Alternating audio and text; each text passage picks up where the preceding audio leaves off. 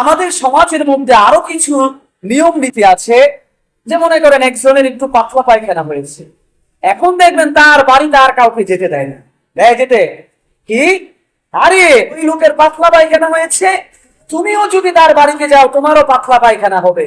ওই বাড়িতে চোখ উঠেছে, মানে চোখ উঠা রোগ বলে না, আমরা ছোটবেলা দেখেছি এই যে চোখের কেতুর হয়, দেখবেন কারো যদি চোখ উঠে তাহলে ওই বাড়ির আশেপাশে কাউকে যেতে দেয় না, এমনকি যার চোখ উঠেছে তাকেও বাড়ি থেকে বের হতে দেয় না। জানেন কিনা এগুলো? নাকি আমাদের সমাজে নাই এগুলো? আছে।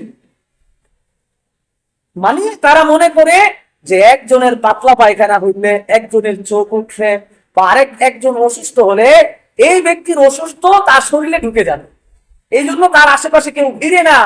রাসূলুল্লাহ সাল্লাল্লাহু আলাইহি ওয়াসাল্লাম বুখারী শরীফের 5757 নম্বর হাদিস এবং 5707 নম্বর হাদিসে বর্ণনা করেন, আন আবি হুরায়রা রাদিয়াল্লাহু তাআলা আনহু قال قال رسول الله صلى الله عليه وسلم لا عدوى ولا طيرة ولا هامة ولا صفراء।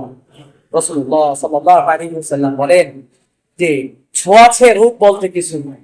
কি নাই? ছোঁয়াচে রোগের অস্তিত্ব বলতে কিছু নাই। ছোঁয়াচে রোগ আল্লাহর হুকুম ছাড়া আপনি তার বাড়িতে গেলেই আপনার ঘরে, আপনার শরীরে প্রবেশ করতে পারবে না। কুল্লা ইউসিবানা ইল্লা মা কাতাবাল্লাহু লানা, আল্লাহ যা আমাদের ভাগ্যে লিখে রেখেছেন সেগুলো আমাদের আসবেই। ওয়া মাওলানা, তিনি আমাদের অভিভাবক। এরকম করোনা ভাইরাসের সময় আপনারা দেখেছেন যে একজন ব্যক্তির করোনা ভাইরাস হয়েছে, তাকে বনে জঙ্গলে পাহাড়ের মধ্যে রেখে এসেছে, জনমানবহীন একটা বস্তির মধ্যে রেখে এসেছে, একটা বন জঙ্গলের মধ্যে রেখে এসেছে। তার কাছে কাউকে যেতে দেয় নাই, তার আশেপাশে কাউকে ঢুকতে দেয় নাই। তবে আলহামদুলিল্লাহ আলেম উলামারা আপনারা দেখেছেন কোভিড-19 এর সময় তারা এই সমস্ত করোনা রোগীদেরকে চিকিৎসা করেছেন, তাদের সেবা শুশ্রূষা করে আল্লাহর রহমতে তারা সুস্থ হয়ে গেছেন। তাহলে আল্লাহর উপর ভরসা করে যারা তাদের সেবা শুশ্রূষা করেছে তাদের কিছুই হবে না। পেঁচার মধ্যেও কোনো অশুভ লক্ষণ নাই।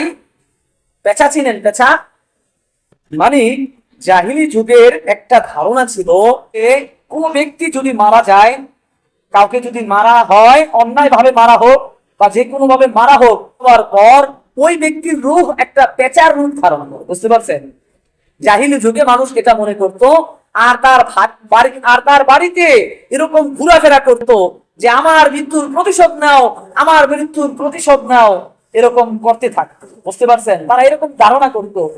যখন আবার প্রতিশোধ নিয়ে ফেলতো তখন অথবা সে বিপদে আছে, তার জন্য কিছু করতে হবে, এরকম সে ইঙ্গিত দেয়। তারা যখন এরকম প্রতিশোধ নিত অথবা তার জন্য ভালো কাজ করতো তখন এই পেঁচাটা চলে যেত। মানে এদের একটা ভ্রান্ত ধারণা ছিল এরকম। বুঝতে পারছেন যে এই পেঁচা হলো অশুভ লক্ষণ। পেঁচা দেখলে আমাদের সমাজে এরকম কাক দেখলে মানুষ অশুভ লক্ষণ মনে করে, এরকম রাস্তা দিয়ে বিড়াল হেঁটে গেলে অথবা আপনি ঘর থেকে বের হয়েছেন, খালি পাতিল দেখে বের হয়েছেন, খালি কলস দেখে বের হয়েছেন, এটাকে অশুভ লক্ষণ মনে করা হয়। বুঝতে পারছেন? এরপরে মনে করেন কোন বিধবা মহিলা, যদি আপনি রাস্তায় বের হয়েছেন, এখন বিধবা মহিলা আপনার সামনে পড়ে গেছে, তো এই অলক্ষীর ঘরে অলক্ষী, তুই আমার চোখের সামনে পড়লি কে? বুঝতে পারছেন? আমার যাত্রাটাই তুমি অশুভ করে দিলে। রাসূলুল্লাহ সাল্লাল্লাহু আলাইহি ওয়াসাল্লাম বলেন, আন কুবাইদাতা আন্না নবী সাল্লাল্লাহু আলাইহি ওয়াসাল্লাম বল আল ইয়াফাতু ওয়াত তুরকু ওয়াত তিয়ারাতু মিনাল জিবিতি। এই তিনটা জিনিস। কয়টা জিনিস? একটা হলো কোন জিনিসের মধ্যে অশুভ লক্ষণ মনে করা, আরেকটা হচ্ছে পাখি উড়িয়ে অশুভ শুভ লক্ষণ নির্ধারণ করা, আরেকটা হচ্ছে ঢিল মেরে শুভ অশুভ লক্ষণ নির্ধারিত করা। কেমন আমাদের সমাজে এগুলো আমরা হয়তো অনেক বুঝতে পারতেছি না, কিন্তু এগুলো কি? মনে করেন একটা গাছের মধ্যে পাখি বসে আছে। বুঝতে পারছেন? এখন আপনি আপনার ভাগ্য পরীক্ষা করবেন যে আপনার এই কাজটা কি শুভ না অশুভ। তখন জাহিলি যুগের তারা বিশ্বাস করত, আপনি যদি পাখিটাকে ঢিল দেন, আপনার দিক থেকে যদি ডান দিকে উড়ে যায় তাহলে তারা মনে করত এটা কি ভালো লক্ষণ। আর যদি বাম দিকে উড়ে যায় পাখিটা, আপনি তো জানেন না কোন দিকে উড়বে, তো ঢিল ছোড়ার পরে যদি ডান দিকে যায় তারা মনে করতো এটা শুভ লক্ষণ, আর যদি বাম দিকে যায় তাহলে মনে করতো অশুভ লক্ষণ। বুঝতে পারছেন? এই পাখি উড়িয়ে অথবা আপনার মনে করেন পাখি ধরে ছেড়ে দিত, ছেড়ে দেওয়ার পর মনে করেন একটা কবুতর ছেড়ে দিত, যদি তার থেকে ডান দিকে যেত তাহলে মনে করতে এটা শুভ লক্ষণ, সে কাজটা ভালো হবে। আর যদি বাম দিকে যেত তাহলে মনে করবে সেই কাজটা এখন কি করতে পারবে না, করতে পারবে না, তার বাক্যে অশুভ লক্ষণ আছে, তার বাক্যে কি আছে, খারাপ লক্ষণ আছে, তাহলে সেই কাজটা থেকে ফিরে থাকবে। রাসূলুল্লাহ সাল্লাল্লাহু আলাইহি ওয়াসাল্লাম বলেন, এইভাবে কোনো কিছুতে অশুভ লক্ষণ মনে করা, পাখি উড়ানো, ডিল ছোড়া, ডিল ছুঁড়ে এরকম শুভ লক্ষণ অশুভ লক্ষণ নির্ধারিত করা, এগুলো হলো শিরিকের অন্তর্ভুক্ত। কিসের অন্তর্ভুক্ত? শিরিকের অন্তর্ভুক্ত। বুঝতে পারছেন? আমরা অনেক সময় এই কাজটা করব, এখন এটা কি ভালো না খারাপ, আমরা অনেক সময় কি করি, টস করি। টস করে না? টস করা বোঝেন? এরকম একটা আপনার কয়েন কি উপরে ছড়ে, সে যদি মনে হয় যে শাপলা এসেছে, সে আগেই বলে যদি শাপলা আসে তাহলে ভালো, আর যদি মানুষের ছবি আসে তাহলে মনে কি এরকম কি খারাপ। বুঝতে পারছেন? তাহলে তার ধারণা অনুযায়ী যদি পড়ে তাহলে সে মনে করে এই কাজটা ভালো, আর তার ধারণা অনুযায়ী যদি না পড়ে তাহলে মনে করে কি খারাপ। রাসূলুল্লাহ সাল্লাল্লাহু আলাইহি ওয়াসাল্লাম বলেন, এগুলো সম্পূর্ণ শিরিকের পর্যায়ে। রাসূলুল্লাহ সাল্লাল্লাহু আলাইহি ওয়াসাল্লামের আরো হাদিস আছে, আন উরওয়া ইবনে আমির قال سكرت التيرة عند رسول الله صلى الله عليه وسلم। রাসূলুল্লাহ সাল্লাল্লাহু আলাইহি ওয়াসাল্লামের কাছে আপনার এরকম মানুষ যে শুভ লক্ষণ অশুভ লক্ষণ, মানুষের কোন কাজটা শুভ হবে কোন কাজটা অশুভ হবে, এগুলো যে আগেই মানুষ লটারির মাধ্যমে বা বিভিন্ন মাধ্যমে নির্ধারণ করে, এগুলো সম্পর্কে যখন রাসূলের কাছে জিজ্ঞাসা করা হলে রাসূলুল্লাহ সাল্লাল্লাহু আলাইহি ওয়াসাল্লাম বলেন, আহসানুহা আল-ফাল, আহসানুহা আল-ফাল, তোমরা তোমাদের ধারণা অনুযায়ী যে জিনিসটা ভালো সেটাকে গ্রহণ করো। কি করবা? মানে তোমার ধারণা অনুযায়ী এখন শাপলা পড়েছে, এখন তুমি এটাকে ভালো মনে করবা, ভালো গুণ মনে করবা। অথবা তুমি একটা কাজে যাচ্ছ, তুমি একটা সুসংবাদ পেলে, তাহলে মনে করবে এটি ভালো লক্ষণ। তোমরা তোমাদের কাজ হলো আহসানুহা আল-ফাল ওয়ালা তুরাদ্দু মুসলিমান। রাসূলুল্লাহ সাল্লাল্লাহু আলাইহি ওয়াসাল্লাম বলেন, খারাপ কোন অশুভ লক্ষণ কোন মুসলমানকে কাজ করা থেকে বিরত রাখতে পারে না। মুসলমানরা কোন কাজের মধ্যে খারাপ আছে এটা বিশ্বাস করে না। মুসলমানরা বিশ্বাস করে আল্লাহ তাআলার এই পৃথিবীতে শনিবার আর মঙ্গলবার আর বৃহস্পতিবার আর শুক্রবার সব বার একই। বুঝতে পারছেন?